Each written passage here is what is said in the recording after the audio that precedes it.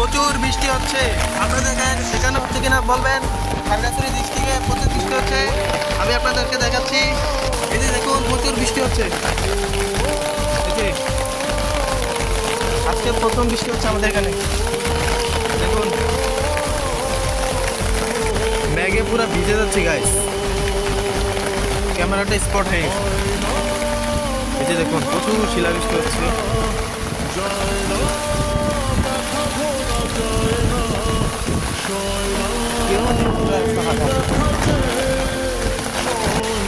Guys এই প্রচণ্ড ঝড়ে দেখেন এটা মনে বাঁশ অথবা গাছ ভেঙে পড়ে আছে রাস্তার মধ্যে।